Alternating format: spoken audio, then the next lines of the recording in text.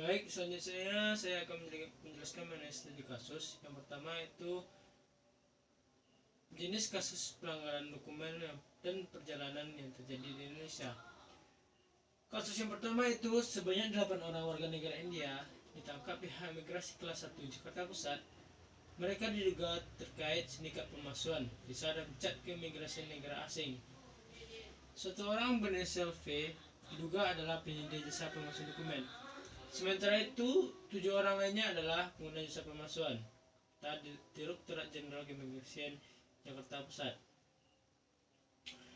Dari hasil pemeriksaan, 7 warga negara India ingin memasukkan paspor dan visa untuk bekerja di negara tujuan. Rencananya mereka menjadikan Amerika dan Eropa sebagai tujuan. Di Indonesia, 7 orang tersebut sedang melengkapi dokumen untuk bisa berangkat negara tujuan.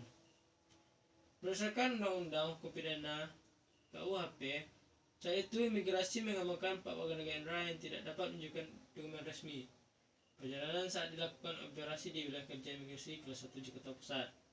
Dari pemeriksaan mereka, imigrasi menangkap 3 warga negara India lainnya. Setelah itu kami mendapatkan informasi keberadaan V di Cianjur, kata Roni.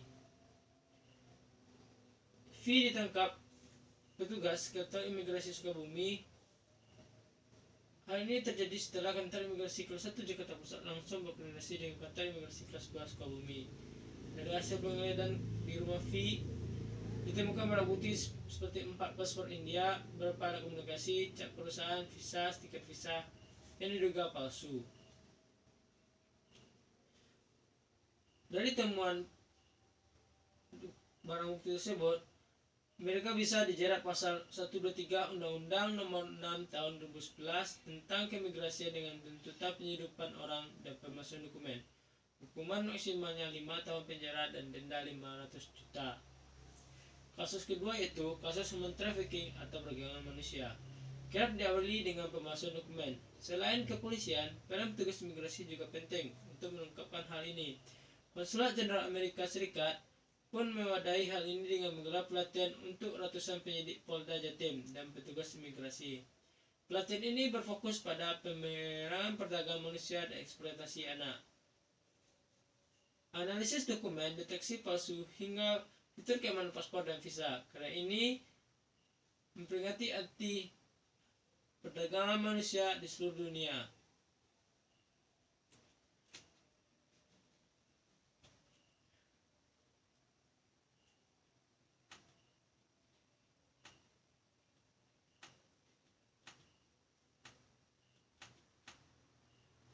Kesimpulan dari dua kasus di atas dapat disimpulkan bahwa pemalsuan dokumen ini bisa berakibatkan pada banyak hal yang tentunya bisa merugikan negara Indonesia dengan berbagai pemalsuan dokumen, mulai dari pemalsuan identitas, penyalahgunaan visa dan lainnya, di mana ini bisa berdampak buruk tidak hanya bagi satu negara maupun suatu instansi, tapi juga bagi oknum itu sendiri, di mana oknum tersebut bisa saja dideportasi ataupun mendapatkan blacklist dari negara yang ia lakukan pelanggaran administratif di negara tersebut.